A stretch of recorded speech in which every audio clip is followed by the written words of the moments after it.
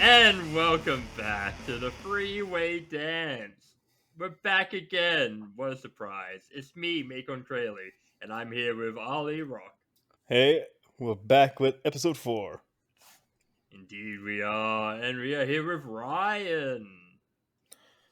Yes, we are here with episode 4, which is the episode after 3 and before 5. Ali, tell us, what are we doing today? So, today we're going to be looking over the original Super J Cup from 1994. And the reason I picked this show, this is all a one night tournament, and the reason I picked it is because one of the things that first got me into Japanese wrestling were the 90s junior heavyweights, right? Mm-hmm. And I didn't watch it at the time, right? Because obviously 94 I wasn't born, okay? So, but I used to watch old matches. So, the 90s juniors were one of the 2 3 main things that got me into Japanese wrestling. And no better event captures that than this tournament. And a bit of background information on this tournament. So, I think it was Liger's idea, or he was like the mastermind or something like that. And they kind of came together to kind of show how, junior heavyweights are capable of having a show all by themselves. And this, I think, is actually, the first time there was a full junior heavyweight show. Oh, yeah. So there is a bit of an element of camaraderie among all of the wrestlers involved because it's kind of like they're achieving something together. So it's quite cool to see. Okay. All right, Yeah, I very can dig good. it.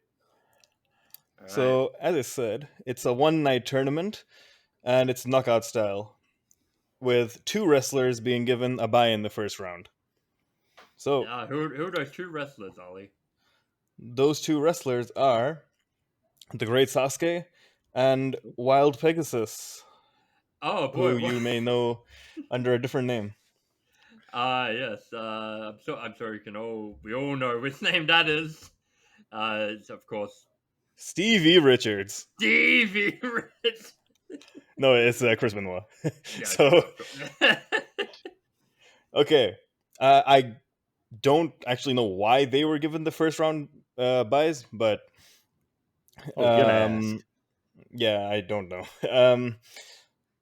But I'm sure they because will explain.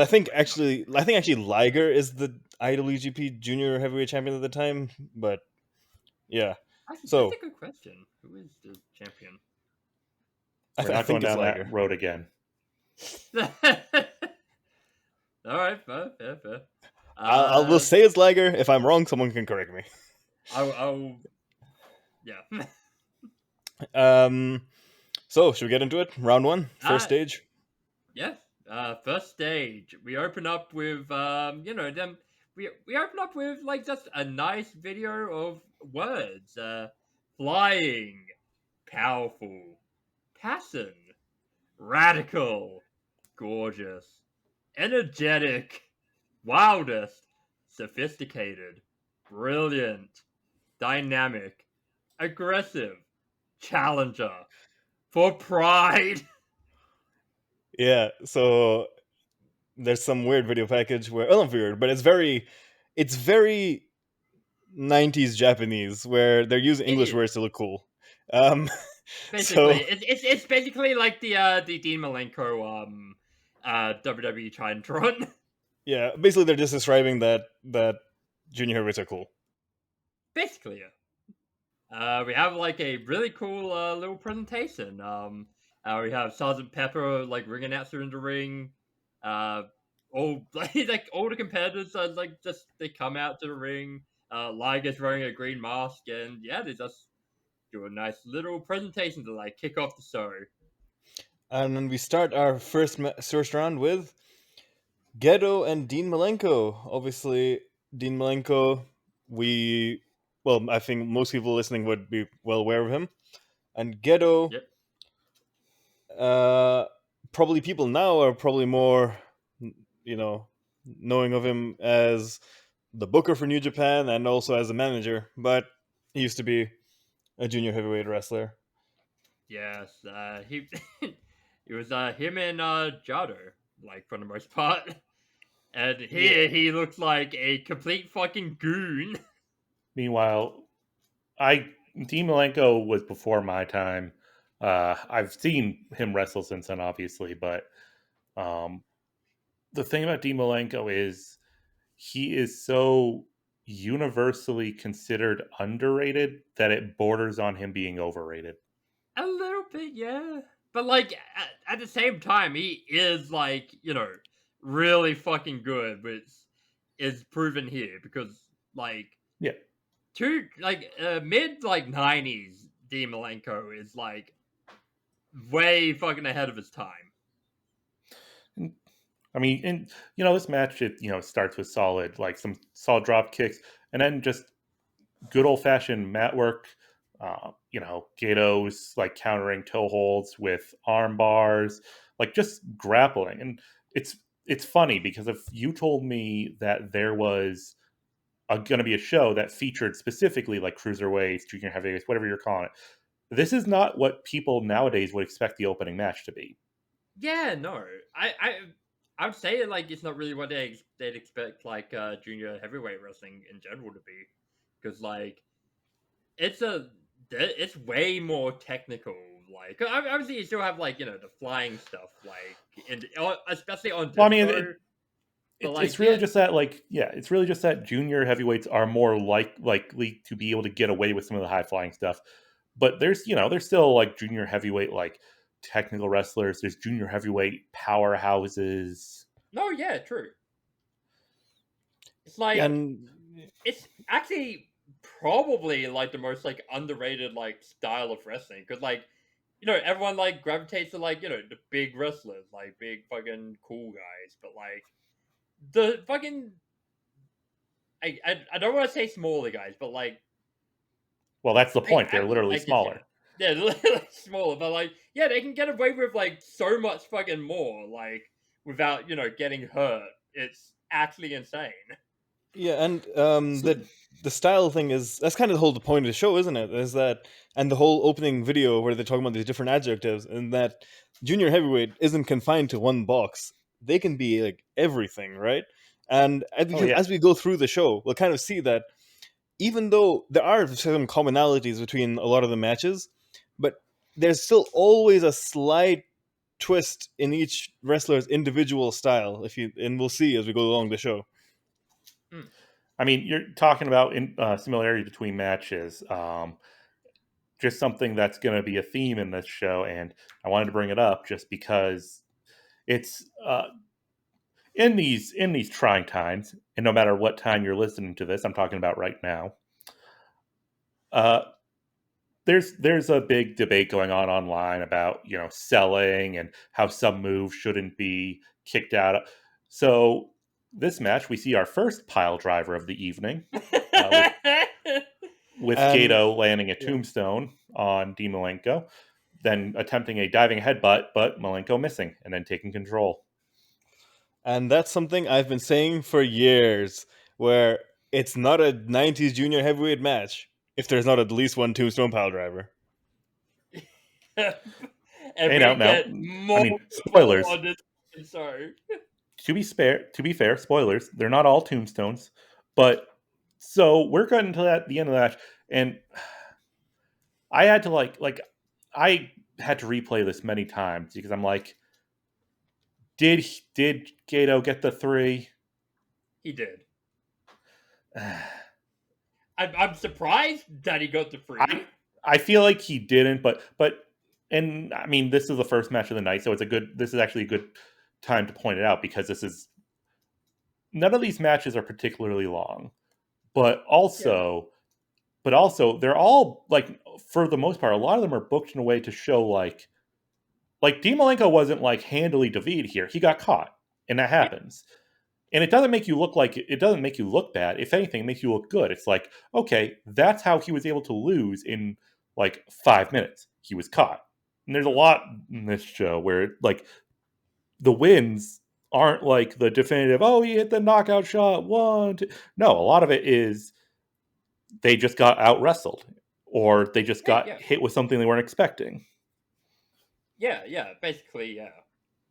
Like, because Gator's like snap, like the snap power slam here. Like I was not expecting that to be the finish at all. Like, in fact, I expected like Malenko to win.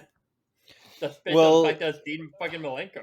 yeah, and the thing is, I think if this tournament happened later, it probably would have been a Dean Malenko win in this match. But Yeah, you got to like even a think, year later, yeah. yeah, So like but you got to think, this is pre ECW. yeah. So this is 94, right? So this is just a few months before Malenko joined ECW, and he did a few matches in New Japan. But I think this tournament was probably his first like big thing he was involved in. Maybe I'm wrong about Most that, likely, but yeah. and whereas obviously he's an outsider, right? And Ghetto is, their own guy more or less. Kinda, So yeah. I guess I get why they're trying to put their guy a little bit forward, but if this tournament happened later, it probably would have been a Dean Malenko win. Yeah, yeah. I guess it's just like goof, like because obviously I wasn't watching at this time because I was like fucking 1 year old. Just Not for even 1 year reference, old. Actually, I was like 0. just for reference, this was this was relatively close to his debut, but up to this point, Malenko already had a couple unsuccessful challenges of the junior title, and also competed in top of the Super Junior. Oh, No. what the fuck is top of the Super Junior? I imagine it's the predecessor to Best of Super Juniors. Yeah, I think it's just What? Best of Super Juniors with slightly Oh, different name. okay. Oh, okay. When are we getting Yeah. bottom of the Super Juniors? Anyway, but where he made it to the playoffs, but the point. Yeah. But I digress. The point is, he still wasn't like super A well big deal. known. But yeah, so Yeah. this was a good win for Gato. Ghetto. Then we get to Super Delphin versus Shinjiro Otani. Right, and these two guys may be less well known unless you're fairly into Japanese wrestling, but Super Delphin is one of the 90s junior heavyweights. There was a bunch of masked guys, right? I would say Liger, Sasuke, Ultimo Dragon, I appreciate. I wasn't thinking about Hayabusa, but I guess you could count him. But then the ones I was thinking about, El Samurai and Super Delphin, right? Oh yeah. So Super Delphin is part of that. But honestly speaking, I think he's probably the weakest out of them, but he's still pretty decent. Hmm. And Shinjiro Otani, at this time, he was a young lion still. Obviously, he had a very long career, and he was very well respected wrestler, very highly technical, and he's a great wrestler, to be honest. And this is very early in his career. Right. I mean, this match shows a lot of that. Well, thanks for giving me the context of him being a young lion, because my comment was going to be like, if you showed me this match graphic and you said, who's going to be the one who's going to be jumping and springboards and diving around and flip kicks, I was not going to get it right. Oh man, Otani, like his stuff is like incredibly crisp. Like just like springboard crossbodies to the outside, like slingshots, like his springboard missile drop kicks. Like he's flying all over. Yeah, And with high intensity as well, not just like floating. He's going in. yeah. There's there's one moment like right near the end of the match where like he hits the craziest like basement drop kick to like Dolphin's leg. Yeah, it reminded me. It was. It reminded me of the. If you guys played Sleeping Dogs, it reminded me of that, like that leg stomp move that you can unlock. That's how gnarly that dropkick looked. But then we get ourselves a nice tornado DDT, and then I'm sure he has a name for it. But I mean, was that meant to be like a roll up, or was just a fancy? The point is, the it was a Delphin pinning clutch. combo. It's the one Delphin of clutch. Moves. Yeah, yeah, Delphin, and again, like Now, and again, that's one of those things where, I mean, was he going to kick out of that Tornado DDT? I don't know. Other people have lost to that move on this card, but it doesn't make him look weak. It's like, oh yeah, he hit him with a roll up move, like, or a strong pinning combination. Yeah, a strong pin. Yes. I don't want to say roll up. There's negative connotations there. A powerful pinning hold. It's not really a roll up, yeah. Pinning hold, yeah. Speaking of negative connotations, so here's Taka. Taka, yes. I actually had no follow for that. And come on. You talk about all those masked wrestlers. You didn't even mention Black Tiger mask. Yeah, so this is Black Tiger 2. Oh, Black Tiger 2. You know, I have no idea who this guy is. I hope he goes on to do some interesting things. I don't trust him, man. I think he might be a bit of a liar, maybe a bit of a cheater, and maybe a bit of a guy that steals as well. I think this guy has a lot of heat. Jeez, man, what did Taka ever do to you? Hey, he's coming, man. He's coming. Venus's dick off eventually. But I mean, like, this is what, like, it's a fast pace. Like, within the first 30 seconds, we get like a scoop slam, a tornado, and then like a fall, like not a falling, but a power bomb. He stuffs the shit out of stacking power bomb. There we go. And it's just funny to see that power bomb and then just a standard like neck breaker. That's the junior weight style, baby. You do all the cool shit, then like just do something in between. But and then we get a No, go ahead. No, just we get abdominal stretch. We get a sharpshooter or scorpion. I don't know what's it called in Japan. So Sasori Gatame, which is basically a scorpion lock. So they sometimes say scorpion death lock as well. So yeah. Oh. But some nice acrobatics from Mr. Michinoku. Yep. Yeah, I enjoyed the looked like he was going to springboard off, but then backflip back in the ring. Yeah, so Taka, that guy floats, man. He's flying in the air. Like he's able to get to he's able to get to the top rope fucking effortlessly. Like, dude was on a whole different level. It's like it's the perfect it's the perfect representation of like this mix of styles. He hops on the top rope, backflips over Black Tiger, hits a over the head belly to belly suplex, which sends him outside. Which then he goes and leaps into a big plancha, but then he gets him back to the ring and lands a German suplex. And it's just a combination of like power move, flying move, power move, flying move, and it's just like this is the kind of stuff that we're talking about. But then eventually his momentum stopped. Like this time, but it is a falling power bomb. And then Black Tiger, he hits a dive from the top, just a splash, not a toad splash, not a lizard. Like I don't know. It just feels like it's missing Kero splash, as it would be called. Only for a 2 though, which is surprising. Oh yeah, well that's one. Well, that's maybe if it. But then Taka's eventually like, fine, MFer, I'm gonna hit my own power bomb. Does it, lands a moonsault, tries for another one, gets the knees up, and then we get ourselves just a good old fashioned brain buster. Yep, again for 2. That's the thing. Like at some point, you're like, when is this match gonna end? And then like off of what I said last match, we get ourselves the good old tornado DDT, and like good match, but honestly, there felt like 5, 6, 7 different moves before that tornado DDT that felt like it should have finished it, so that the DDT itself felt a little flat. Absolutely, yeah. Like, because dude literally hits both of his actual finishes, and they don't even finish the match.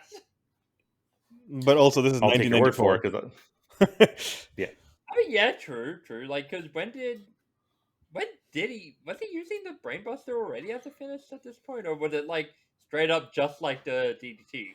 I'm not sure. It's probably also depending on whether he's Black Tiger or just Eddie Guerrero. Yes, Black Tiger is Man, Eddie Guerrero. Sorry. I'm sorry. I tried to quickly acknowledge the joke before Mac ran with it. But yeah, this was a really good match. Yeah. Like, unsurprisingly, Eddie Guerrero is an incredible fucking wrestler. And so and yet that match still under 7 minutes. Yeah. Like, we're just rolling through. Like, this entire first round is like sub 10 minutes. Like, lightning speed. Even like even one of the semifinals was less than 7 minutes. So like that, it's a theme that goes on for a lot of the show. Which, when you think about it, if they're having a full knockout tournament on one event, it kind of has to be quick. But also, it fits with the style of wrestling. Like, you could, if you had a heavyweight tournament with this quick matches, it would feel off. But it feels fine because of how intense these guys are wrestling. Right. But again, like I was saying, like part of it is just people getting caught. Yeah.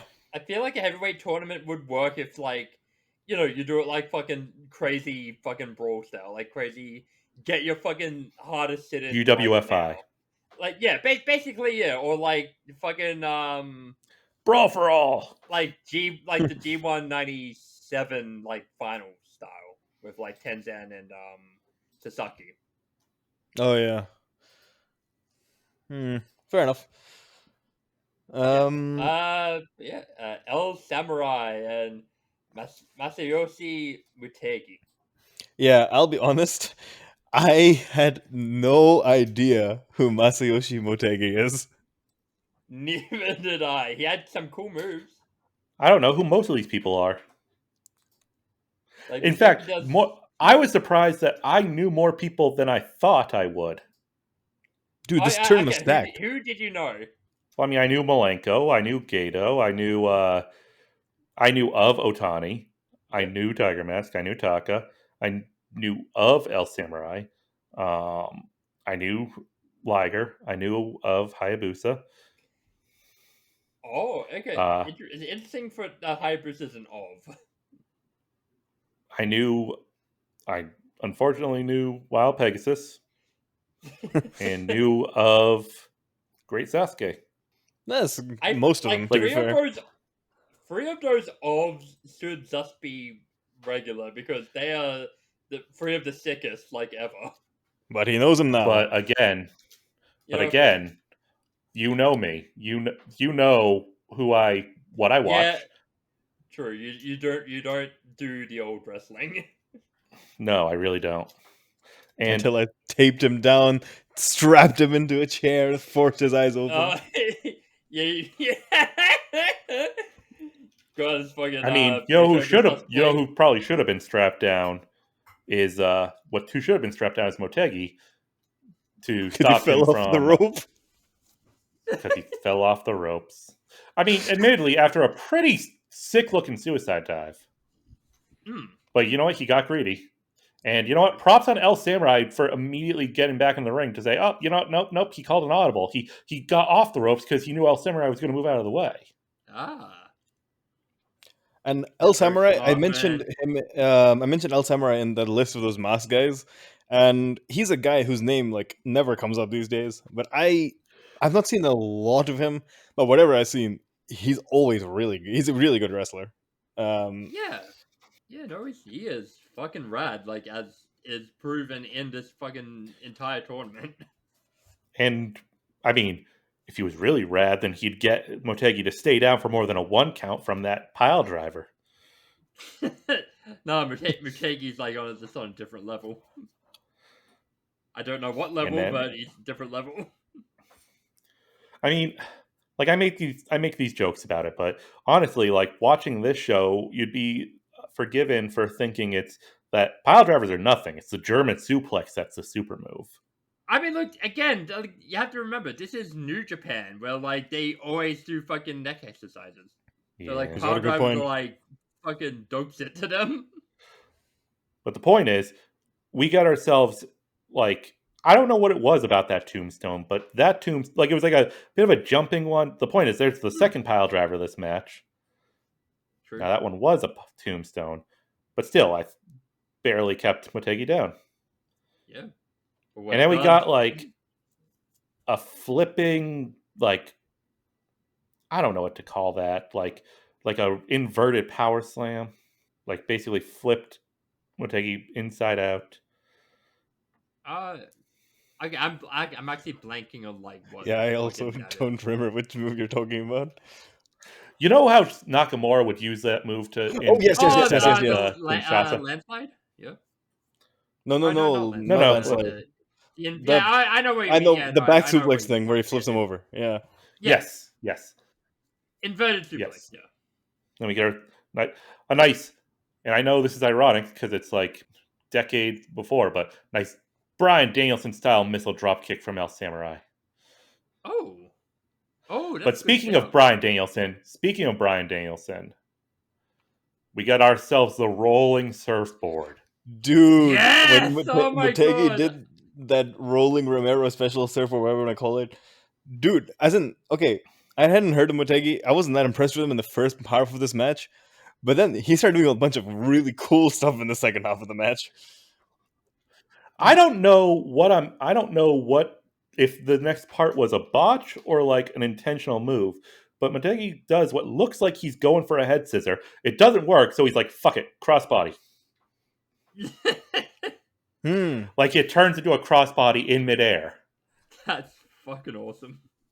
But then we start getting, some rolling Germans. And at this point I'm thinking, wow, and then Samurai with a German himself. And then, we finally get a shoulder power bomb. Dude, awesome that power bomb by Samurai was so dirty. I loved it. It fucking ruled. And I mean, I think you'll forgive me for not dwelling on Motegi's after-match comments. I mean, obviously I lost my the notes on that because the next match. It was very interesting. You guys should learn what he said one day, because I definitely know. Oh, yes. Would you care to elaborate? Give us the elevator pitch. No, fair enough. So Ricky Fuji. Oh my God, Ricky fucking Fuji versus a legend himself, Negro Casas. Why did this dude have the longest fucking entrance? Yeah, I hadn't Why did this heard of Ricky dude Fuji. Look like Owen Hart for a second? I hadn't heard of him, but for some reason he has the longest entrance on the show. He has some JRPG hometown background music as his entrance theme. Yeah, okay, so at this point, because I was watching with Ali, and he remembered, oh wait, Hayabusa's on this show, and when this music started, we thought, oh wait, is this Hayabusa? It was not Hayabusa. It's because I heard the commentator say FMW. I was thinking, FMW. Oh, yeah, that's it must be Hayabusa coming out now. But then the music was playing, and I was thinking, this doesn't sound like Hayabusa's music. And then nobody's coming out. And we're sitting there thinking, what's happening? Is this intermission? But no, because it has like FMW thing there written and whatever. And then this guy comes out, and we're like, with his who the hell Canada is this jacket and his tassel covered tiger print. This dude is like like I wasn't kidding when I said I thought for a second it was Owen Hart. Like if you told me to describe a fucking wrestler from Canada, I would not be able to fucking name this dude for fucking anything. I could not describe this dude if you fucking paid me to. Holy shit. I've seen him wrestle on this show, and I still can't describe him, so it's okay. Look, the match itself, there wasn't really much to it. I mean, there was a pretty good looking Tiger Bomb to finish Driver. it. Yeah, but I mean, beforehand, Cassius does do a cool jump to the middle turnbuckle to Brett's throat, Yeah. and then out of the ring. Yeah, he does some sick like spaceman plancha thing where he jumps onto the second rope and he jumps onto 1 second rope and then directly jumps over the perpendicular top rope to the outside. Mm-hmm. And I'm surprised nobody's doing that like right now. Cause like that's such a cool looking move, and like nobody's doing it. I mean, Yeah. well, I'm sure there's some people doing stuff. I mean, yeah, probably. But yeah, then like the rest of the match happens. Like, it really a pretty nothing match for the most part until Fuji hits the 2K comeback and then into Tiger Driver for the win. Yeah, I do want to comment. This is a bit of a disappointing match, not because Ricky Fuji. I mean, I didn't know who he is, so I can't be disappointed by him. But Negro Casas, I know he's a fantastic wrestler. I've seen him have fantastic matches. We didn't really get to show much in this match, and then he lost, so we don't get to see him wrestle again this tournament. So, but it's okay. Yeah, true. I mean, I'm going to assume it's something along the lines of like, he flew in as a favor just to like be on the show, and he didn't want to wrestle a full tournament. So I have no actual knowledge. He's probably like, whatever, pay me, I'll put whoever the fuck over. But so then we get some Rey Mysterio one. I'm kidding. I'm not going down that road. No, boo. Because here's the thing. But you said it was interesting before. And here's the thing. I knew exactly 2 things about Hayabusa. One, he's the dude that Will Ospreay dressed up as for his Forbidden Door entrance. Okay. And two, his name is a verb. To Hayabusa yourself. Yes. And it is not a positive thing. Yes, correct. It is very unfortunate. So both actually, the verbiage is unfortunate, and the fact that you don't know the cool fucking shit about Hayabusa. And also, he invented the Phoenix Splash, by the way. True. Okay, if I remember right, this is actually effectively the debut of Hayabusa. Like it's the character debut. He'd wrestled, but like the actual guy. But this is Hayabusa's character debut. Which is fucking wild. Because at this point, he doesn't have like, Hayabusa theme, like the classic da da da da da da da da. It's like, yes, it's extremely interesting to see like very early Hayabusa. Meanwhile, I do know Liger. Yeah, and admittedly, yes. I was gonna say, admittedly, yes. The first Liger match I watched was the Tyler Breeze NXT Takeover match. That was the first one you watched, man. But I've watched. I've watched more since then. Yeah, I know. I forget what the fucking first Liger match I would have watched was. It would have been like mine 2014.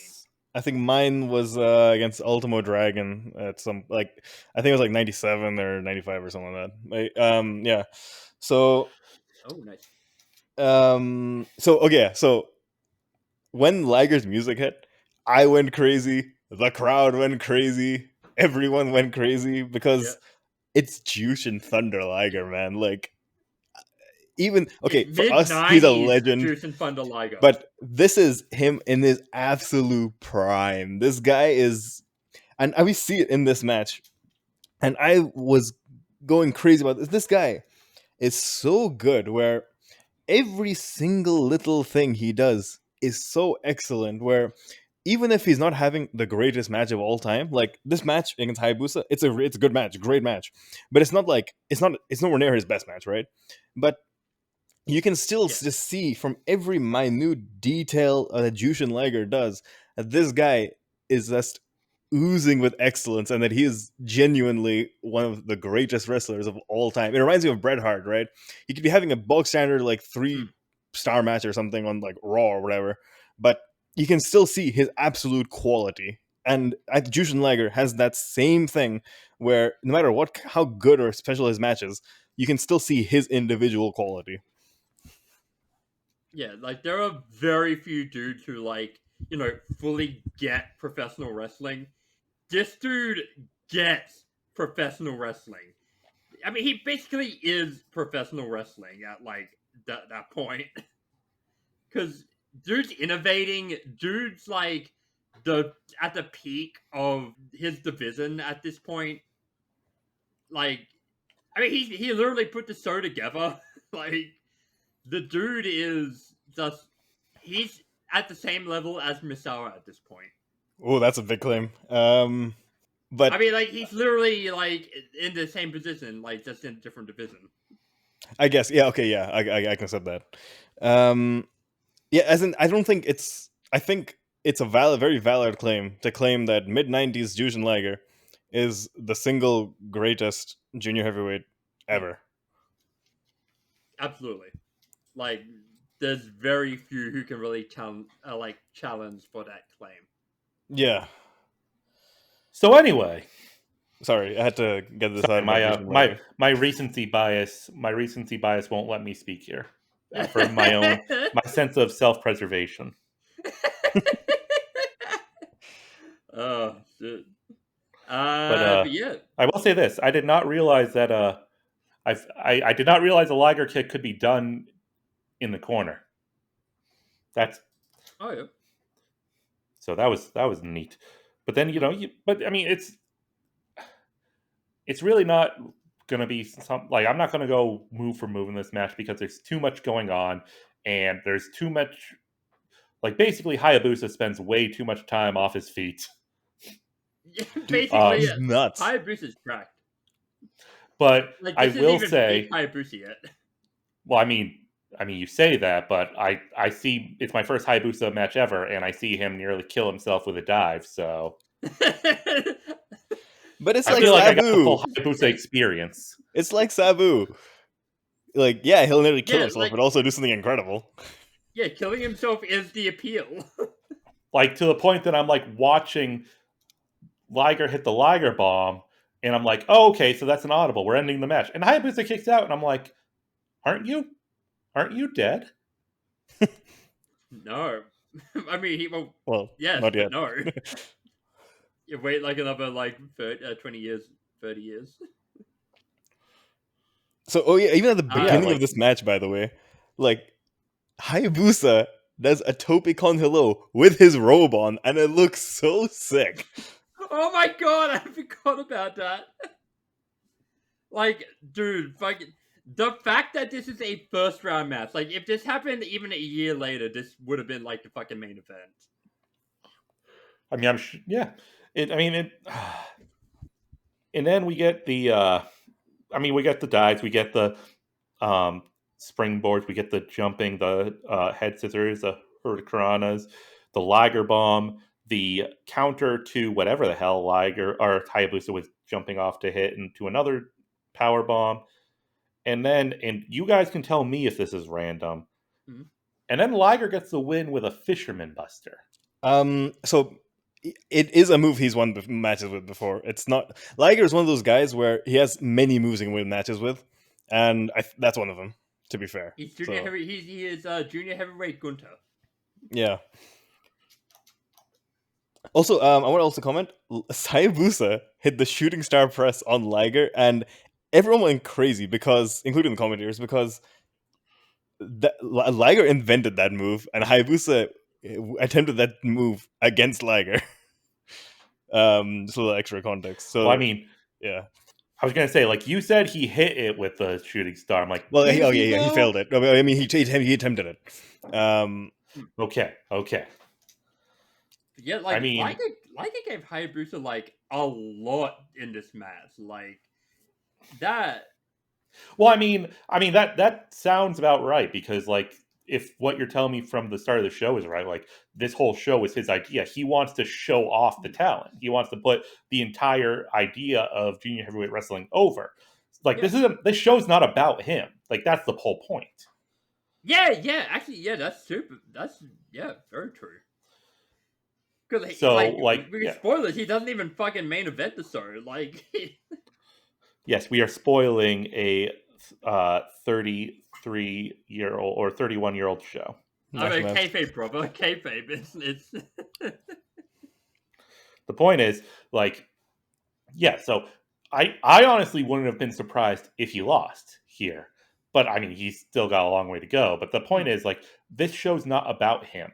He's here to, and I mean, you can even see, like, at the end after the match, like, he's putting water on Hayabus. He's helping him up. He's yeah, giving him props. He's saying, "Hey, kid, good job." yeah, Like, like I said, I barely watched any Liger matches in my life. I've never seen Hayabusa. Even I could, and I don't speak a lick of Japanese, but that was perfectly conveyed. That was perfectly acted out. Like, I may be the fucking legend, but you got a future, kid, is what he was saying. absolutely. He helped Hayabusa become a star here. Like, it was fucking fantastic. And that was our That's final match of the first round, stage 1. yeah, very good first round. Which, thank you for telling me about the buys that we don't know how, but the not this next match obviously, but the match after that, I was going to get very confused. But yeah, Yep. Round 2, Gato, Dolphin. Yeah, the quarterfinals. Super Delphin. Yes, super Dolphin. Yes. Well, he loses here, so he loses that super. Yeah, I'll be honest, I didn't make many notes about this match, but Yeah. it was kind of cool how they actually played upon the finish for the first round matches in this match, where I did not write the specifics, but I remember that they were doing like a similar ending sequence, but then there was a counter at the end and Ghetto won or something like that, right? Yeah, he wins with like small package. Yeah, so I mean, this match, I don't want to like speak poorly about it, like it's, but it does kind of feel like they, at least at the definitely beginning, they're like, okay, let's like take a breather for a bit. The pace does pick up, and Super Delphin does like start his flying. He starts running around, um, and this is what we're talking about. Like, we see little bits of like Gato like being the power guy against Delphin, like picking up out of the corner, carrying him around. I mean, but then like this match, I feel like compared to every match so far, the rest holds were very noticeable. Yes. Yeah. And I think, it just felt yeah. Go ahead. No, like, but like, I don't want to like be too hard on it, because like Delphin's still like diving off the top rope out of the ring, but like this match, like, I don't know if they gave everything their last match. It didn't really check that they did, but like, we did get the power slam from Gato, like you said, and then we got a second rope moonsault, which, I mean, fair play. I didn't think, but like the match did just feel like it was picking up right around the end. Like, we were getting crucifixes, we were getting back body drops, we were getting like, weirdly, it's weird for me to see a luchador or anyone in a match do a diving elbow. But yeah, in the end, we did get like you said, a play on the finish. Delphin hits the tornado DT. He's about to do the Delphin clutch. Gato pulls him into a small package. Yeah.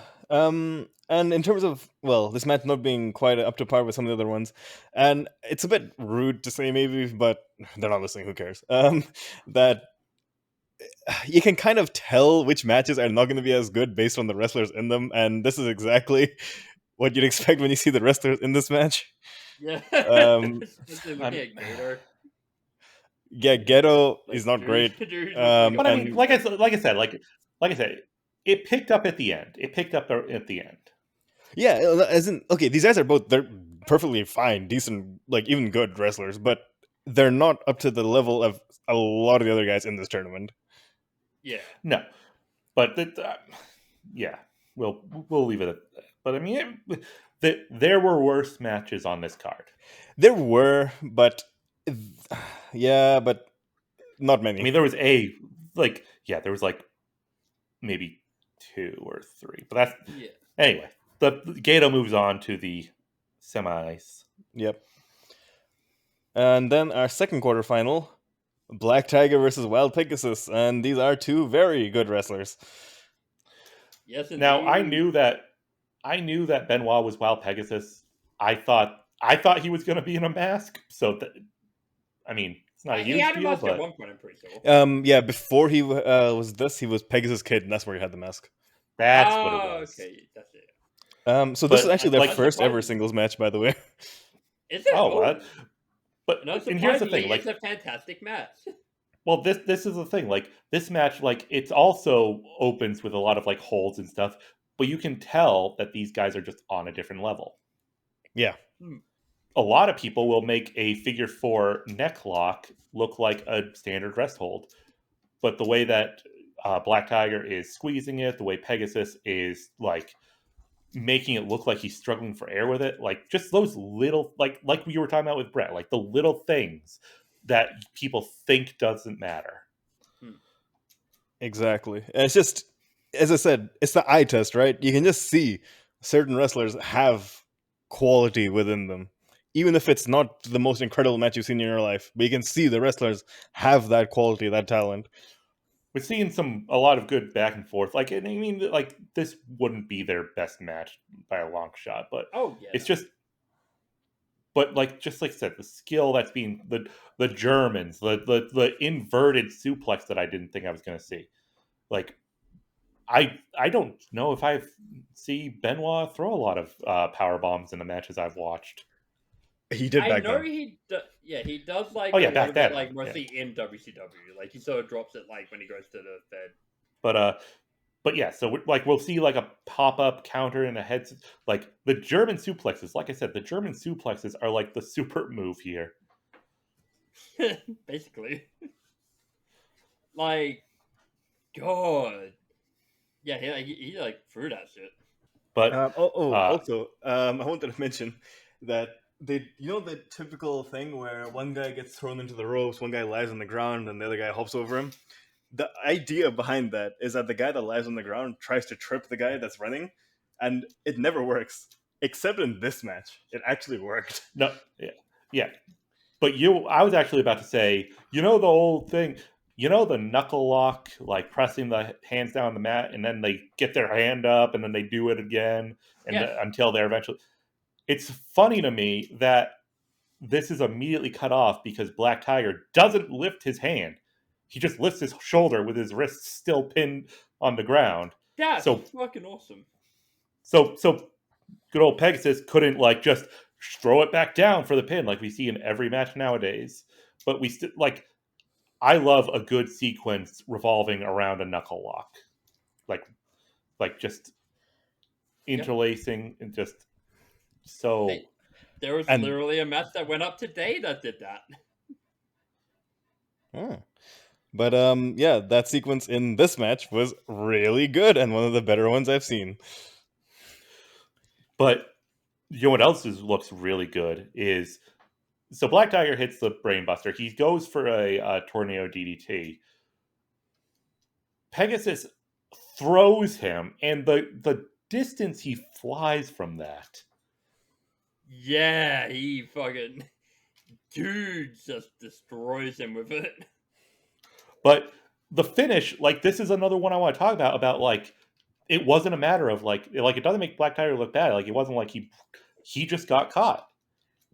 Like Pegasus puts him on top rope, clearly going for a superplex. Tiger throws him off, goes for like a crossbody or a diving shoulder block, and Pegasus catches him in like an arm drag. Yeah. Almost. Yeah. And it's just like, yeah. And it's like, it's like I was saying all night, like we're getting short matches, but it's because it's just out of nowhere stuff that nobody's prepared for. Like when you're diving at somebody, you're not expecting to be like an arm drag.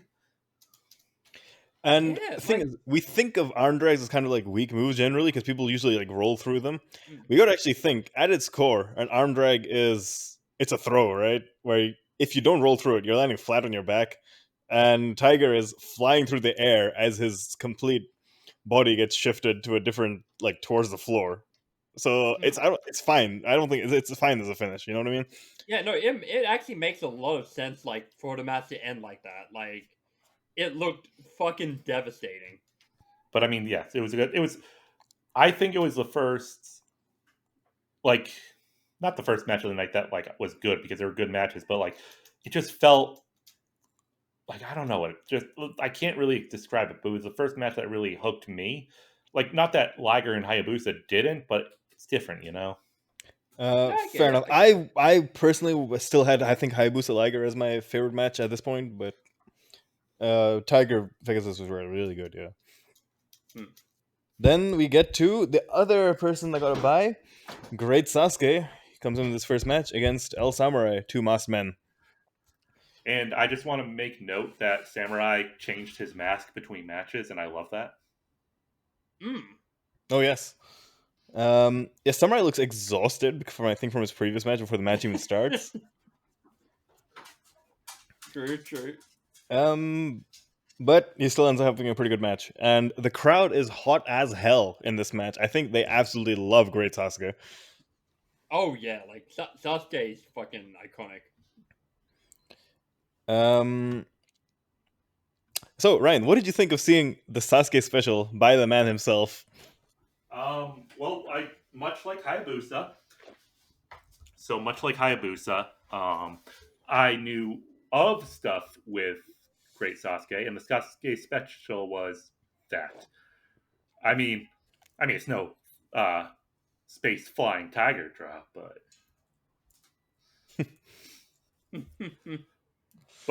no, I mean, I thought it was good. I thought it was, it was one of those things where it's like, oh, I know the thing, I know the one thing. I mean, like a more positive version of seeing Hayabusa nearly kill himself on a dive. It's like when you're watching an Undertaker match and you've only heard of the Undertaker, but then you see the sit up, and then you're like, okay, I know where we are. I know, I got it. Fair enough. But I think also in his execution, I think other than like maybe like Will Ospreay, I think Sasuke has maybe the cleanest execution for the move. Unless you can think of someone else that's up there as well. Yeah, no. I would I think. can't really think of anyone else who does it. Yeah, I'd say mainly this out of. I've seen a few people do this. QT Marshall. QT Marshall, thank you very much. Get the fuck out of here with QT Marshall.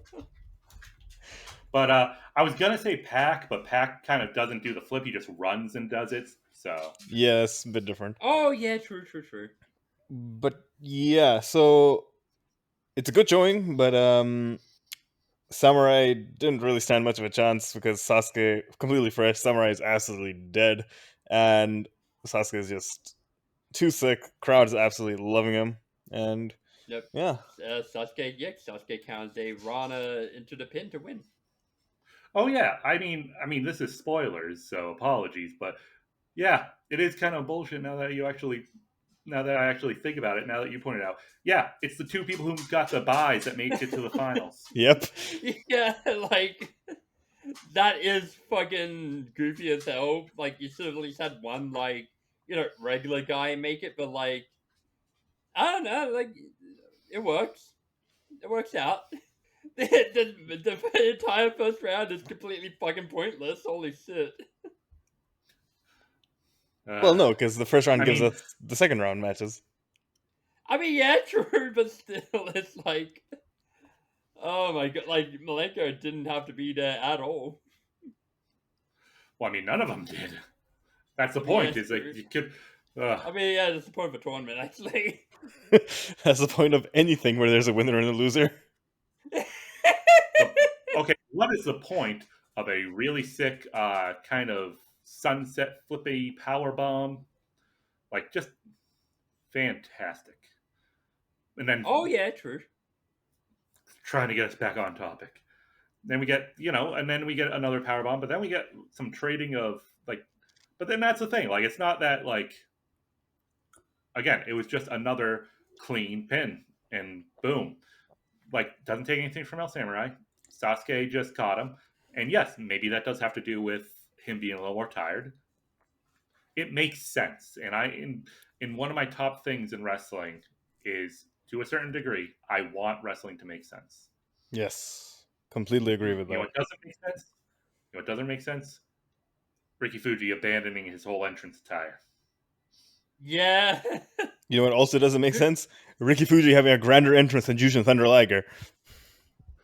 I mean, look, his entrance is sorted this time. It's fine. not about him. It's not about him. It shouldn't be about Ricky Fuji either, but here we are.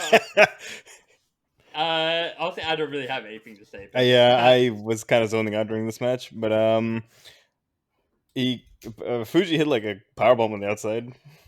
I'm trying to I'm fast forward through the match in my mind, and like there were some of those good some good grappling at the start, a good double knuckle lock, nice.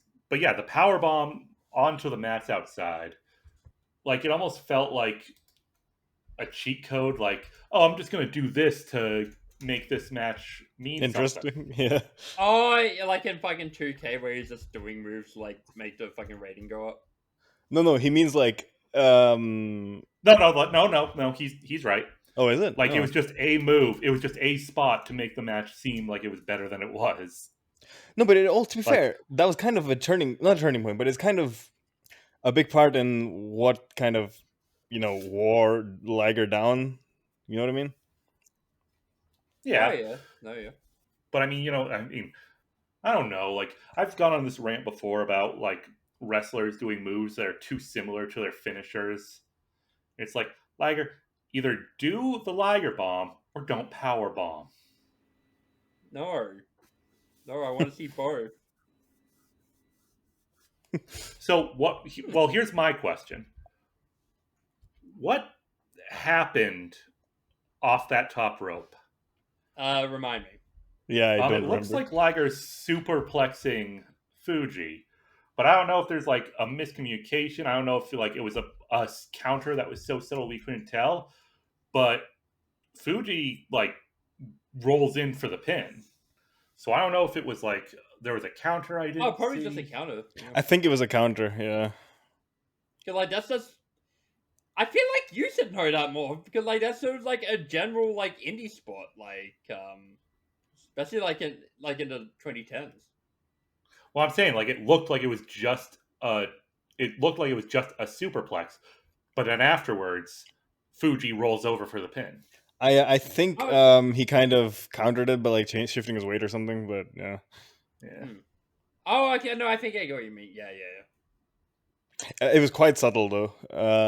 They could have made it more obvious, but I think the idea was that he shifted his weight, which caused Liger to hit the mat hard. You know what I mean?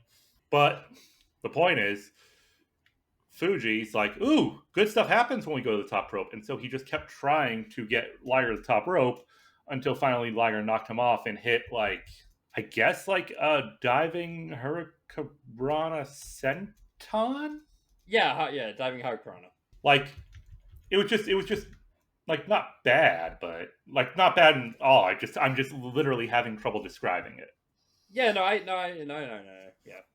Like I almost think it almost reminded me more of a Molly go round. Kind of, but not like, quite.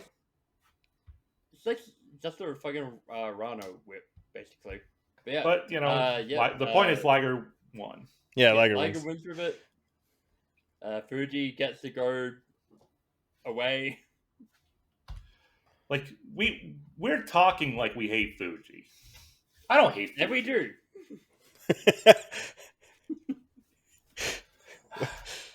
He reminds you too much of Yoshihashi. Yes. Yeah, why is this entrance so long?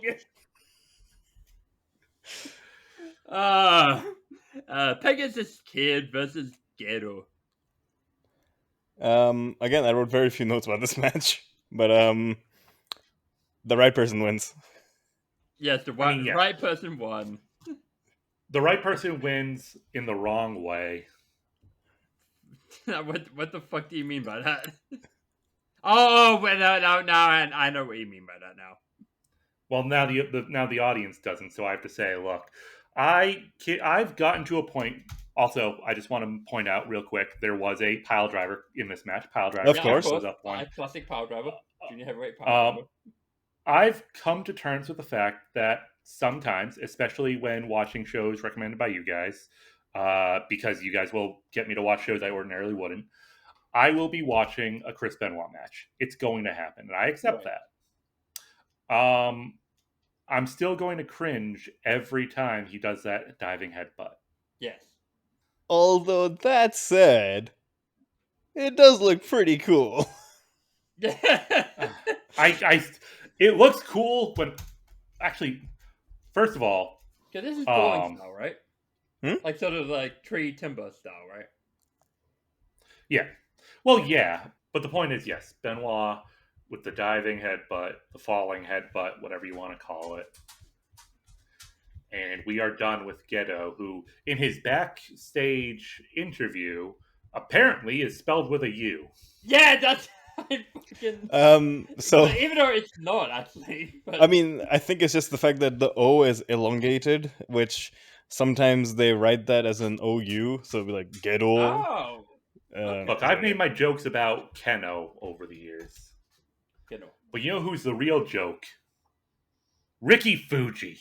Ricky Fuji, fuck you, Ricky Fuji. Because you are not even worthy of Liger wearing his cape to the ring.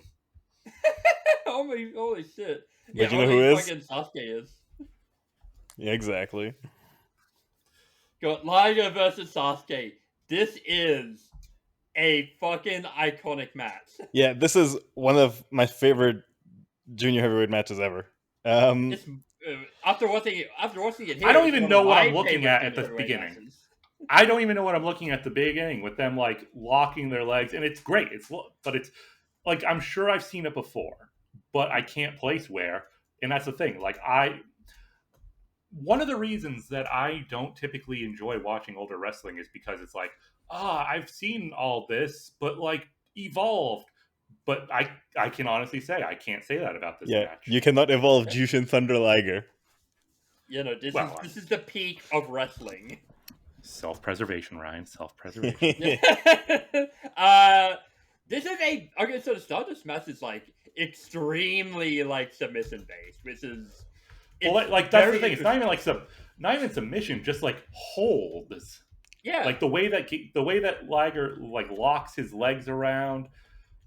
I also do want to take note that, you know, and I mean this may surprise you guys, but pile driver count go up by 1. Of course, naturally.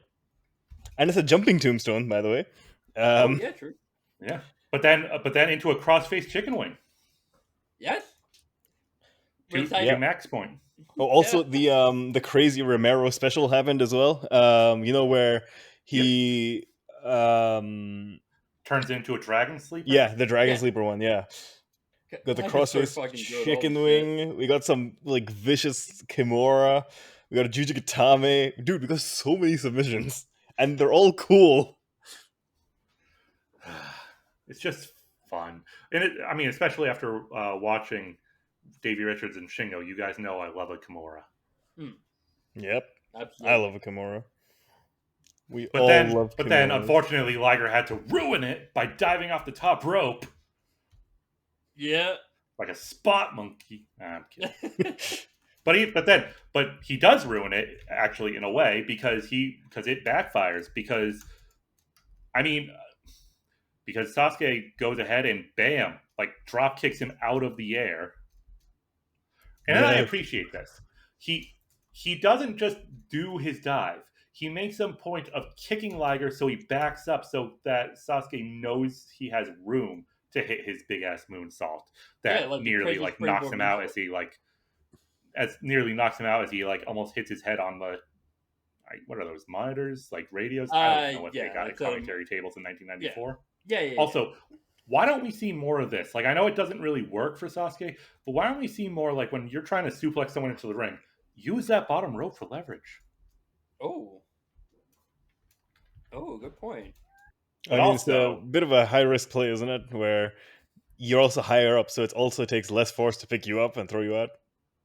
Maybe, but I mean, I don't think high risk really means much to Sasuke because it looks like he nearly knocks himself out doing a uh, dive over, flipping into Liger. But Roquan fucking swanton to a standing Liger. Yes. Oh my god.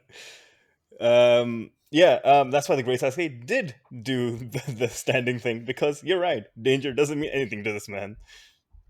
also, pile driver count up by 1. Yeah. Yes. Again. But then, again, like, the pile driver is not anything.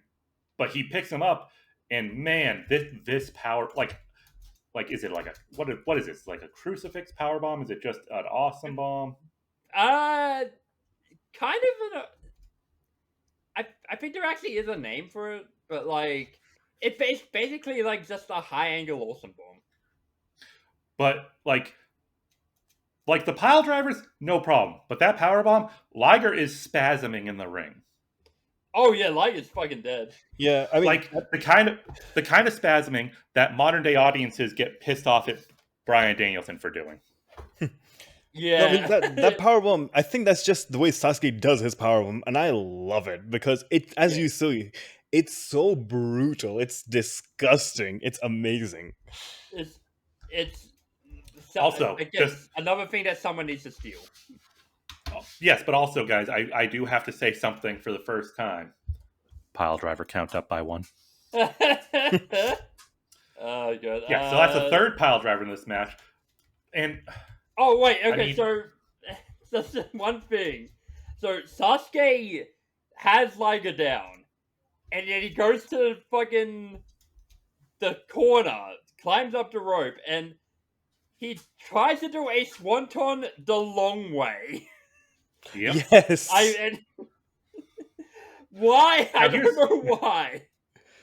But he doesn't. So he just rolls through. And my question is, has Jeff Hardy ever done that, or does he just land flat back and like hurt himself? He just lands flat back. Liger takes him out with the sortie. Look, all I'm saying is Great Sasuke would be a better world champion than Jeff Hardy. That is an inside joke for that is a joke for our good friends listening in who don't get it. But then we get a Liger bomb, and again, doesn't win. I mean, we already talked about, like, we already know Liger, but yeah. Also, the crowd is absolutely unreal at this point, and this is a point, I think I mentioned this maybe in the previous episode, where this 90s Japanese crowds, they're ridiculous. Like, did you hear the crowd, how they were going nuts during this match? Oh yeah, they knew they were getting fed. Well, how about me going nuts when Liger hits Sasuke with a German suplex that would make Brock Lesnar blush? Yeah, the fucking release German suplex, holy shit. Like, god damn, this match was fucking electric. And then a Fisherman Buster for a 2. Yes, the move that he beat my man Hayabusa with. Only gets the 2 this time. Now, I don't think I've actually seen this before. And I admit it's a pet peeve of mine, but I'll let it slide this time. He doesn't just, like, he specifically goes to the apron for the express purpose of suplexing Sasuke out of the ring. Yes. And also, he does it in a way where he doesn't take a bump. True. Yes. Holy shit. Yeah, because usually, usually, like, when that sort of spot happens, it's like, it's the indie thing, like, where it's like you do the superplex and then do, like, the fucking over the top. But yeah, like, he wants to fuck this dude up. Actually, this entire tournament feels like it was built just so Liger could fuck the shit out of, like, Sasuke. And not just physically, emotionally, because Sasuke tries to get back in the ring. Yes. Yep. Legendary bot. Legendary, iconic finish to the match. I had to ask. I knew it had to be, because my God, like, to the point, I They convinced me that it wasn't a botch. They convinced me that it was intentional. Yeah, I don't know. I don't know. No, it's 1,000% of bots. It is 1,000% of bots, but they are two of the best, so they made it fucking work. So, for people who don't know what actually happened, Sasuke goes for a springboard, probably going for a Frankenstein or something, slips on the rope, falls flat in his face in the ring, and Liger takes the absolute piss out of him by clapping at him. Applauding, like going to the crowd, hey, yeah, this guy. This your guy? And only for him to be distracted. Yeah.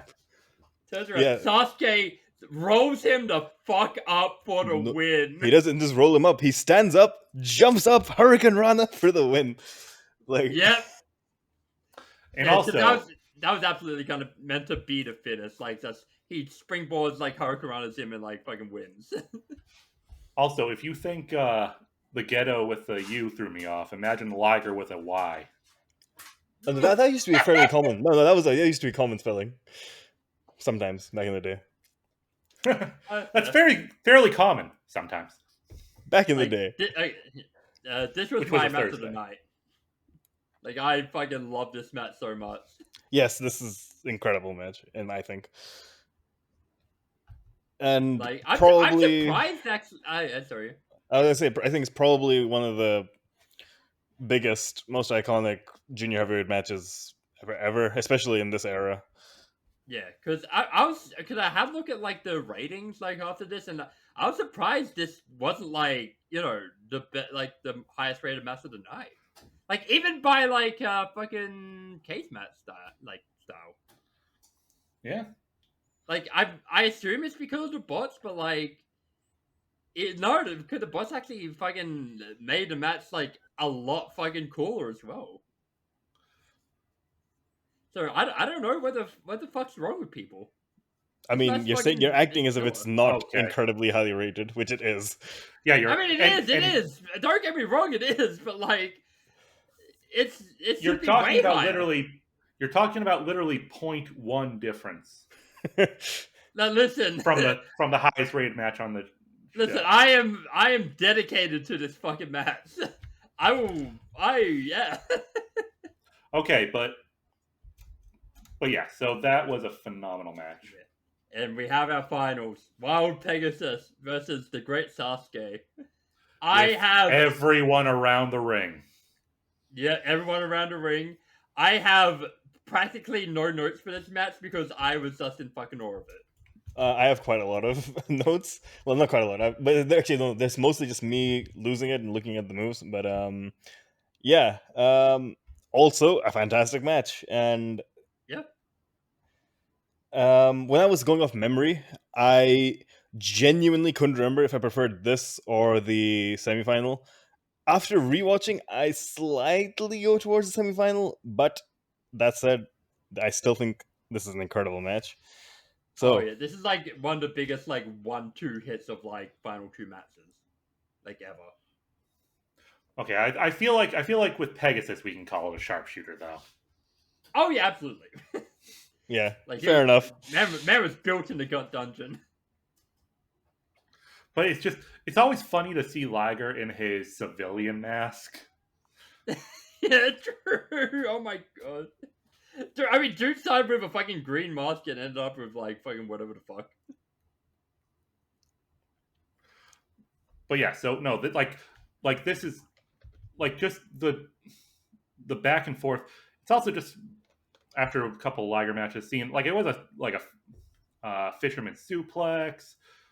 Got some power bombs attempts, like dragon power suplex bomb hits. Dragon. Sasuke giving no regard to his body. A missile drop kick off the top rope to Pegasus on the outside. I'm pretty sure he like I'm surprised he didn't break his tailbone with that landing. Like he did not land on the mats. I'm not saying that's like solid concrete necessarily, but but like he landed hard. I mean, and he's selling it. Like, hell, like Liger and Delphin and Taka are literally surrounding him and encouraging him to get back in the ring. It's funny that nobody gives a shit about Pegasus. Oh man. Like, also, I don't think I've seen a single like quote unquote smooth moonsault all night, and I love it. Yes. They're all like tilting to the side. Oh yeah, so like Bam Bam style, effectively. Yes. And that's I wanted to say Vader, but Bam Bam's what I was thinking of. And I kind of, yeah, and as you said, I love it. It's two, right? And because I don't think wrestling should always look so perfect, right? I think when it looks a little bit ugly, a little bit, imperfect, That's cute. it brings that level of reality into it. You know what I mean? Yeah. Yeah. Yeah, because like some of the sickest fucking moves I've seen are like ones where like they're like an insult of like being absolutely fucking disastrous. But I mean, and I feel like we're doing a disservice by not calling more stuff that happens in the match. But the thing is, like, there are just some matches that you just have to watch because it's like just telling you what happened isn't going to convey what's happening here. No. Like, if anything, the whole point of this is to tell you to go out and watch it yourself. But I will go and say, like, the finish, like, this is one of those ones where I have no idea what people use to win matches, so this caught me off guard because Pegasus catches Sasuke off the top rope and nails a top rope gut wrench suplex, like Claudio Cesaro style. It looked fucking phenomenal. Like, I already mentioned before, like, oh yeah, why aren't people stealing shit like this? Like, this move should be a fucking finish right now. Like, it looks insane how fucking amazing it looks. Like, give it to Claudio, actually. Like, cause fucking, it's amazing. Claudio it's does cool. do it. Yeah, he does do it. Yeah, but like, it should be a fucking finish. Okay, I've literally been counting the amount of pile drivers to prove this exact point that no, it doesn't work like that. I've literally counted pile drivers tonight to say no, moves should not quote unquote be finishers. Give it to Charlie. But okay, Charlie Dempsey can have it. I also just want to say it is funny to me that like Sasuke gives him the congratulations, but other than that, the only person that actually seems happy for Pegasus is Black Tiger. True. Yeah. Oh my god, true. Also, there is a point when Malenko's out there too. Pegasus is like got his jacket on, he's smiling, and then right off camera you can see Malenko pointing to the gap, the spot where he's missing a tooth, where Pegasus is missing a tooth. Oh. Like just laughing. It's funny because he's. That fucking jacket. Like, I am insanely surprised that fucking Stash Pages hasn't like recreated that jacket because it looks fucking phenomenal. It's kind of cool. Let's be honest. The winner's jacket thing. It's like in golf, right? They get a winner's jacket, like the green jacket. Yeah. Yes, they do. I know that from watching Happy Gilmore. And Pegasus also gets the WWF Junior Heavyweight Championship as the championship for this, even though he doesn't actually win the fucking belt. Like, because I think Sasuke's the champion. Meanwhile, I don't understand anybody, but like, oh, okay, I guess they're just like the runner-ups and whatnot. But yeah, people being handed out trophies, participation trophies. Oh, yeah, true. Yeah, little trophies, like little fucking hot dog arenas. No, these trophies. I'm pretty sure that Liger's trophy is bigger than Pegasus's. No, but I mean, Pegasus gets the fucking jacket and the belt. Like, it's fine. Yeah, but yeah, like Liger gets the big, or like Sasuke gets the biggest trophy, and then it goes Sasuke, then Liger, and I want to say Gato. It's like the point is, it's like when Andre got like the fucking tiny fucking tiny trophy, and Hogan got like the big Look. fucking one. The point is, this was a long show, and we can all agree Ricky Fuji got screwed. Not enough, though. Not nearly Because, enough. let's be honest, that jacket would have looked great on him.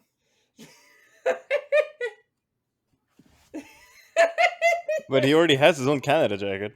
Yeah, he doesn't need like another jacket. He's not got a fucking dual wheel jacket.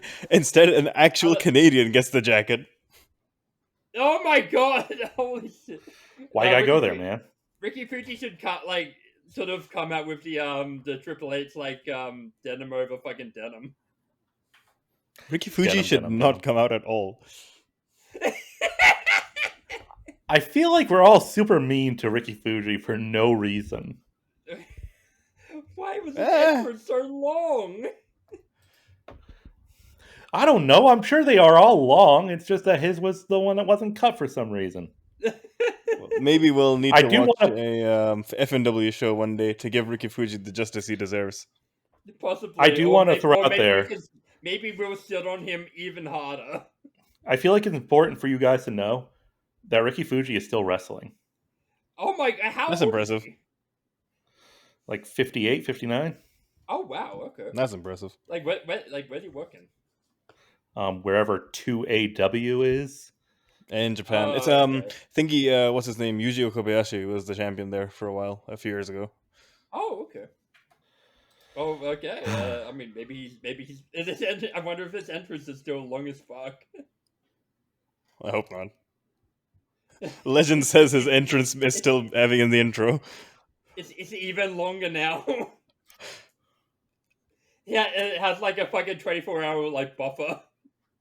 But that is the Super J Cup. Super J Cup. This was a fantastic show.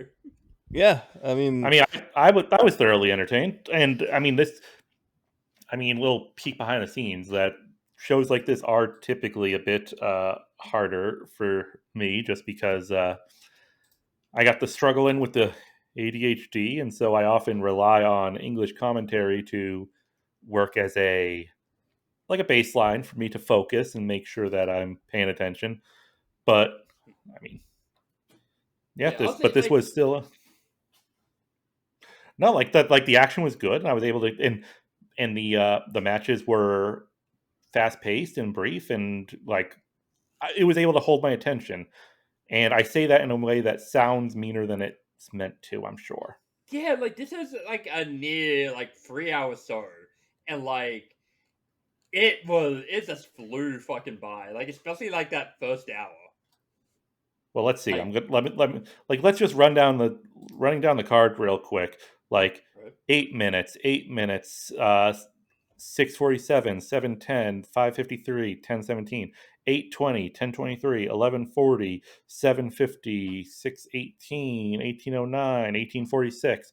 Like the main event was the longest show in the night, and it was still under 20 minutes. That's fucking phenomenal, actually.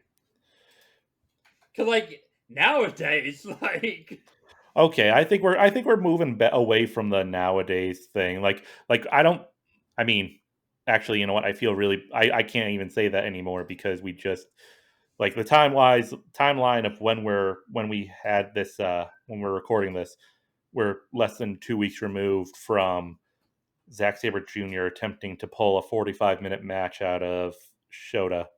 Yeah, wrestling, because honestly, I don't mind long matches, but it feels like they've gone too hard on long matches in the last decade, and I blame Okada for this. I mean, blame Gato. Yeah, blame Gato. Blame Ricky Fuji. It was his entrance that started it all. That's a good place to stop as any. Yeah, true. All right, so next week it's my episode, and no man, what are we watching? I think we've had the first 4 episodes. We've been watching some great wrestling. I think it's time to fucking change that. Next time we are watching 2000 WCW. Oh, so from great Okay. wrestling to amazing wrestling. Yes, it's the best wrestling. It's the best law. Better than old I wrestler. I think it's time to cash in one of my sick days. No. You do not get any sick days. You do not have a union here. This is a slavery. Yeah. I mean, I'm not getting paid for this, so This is democracy manifest. That, sure. that's And not. Okay, so I've been Ryan. I've been Ali. he has been. I've been Makon. And we'll catch you on the Nitro side. Oh god, the nitrous oxide.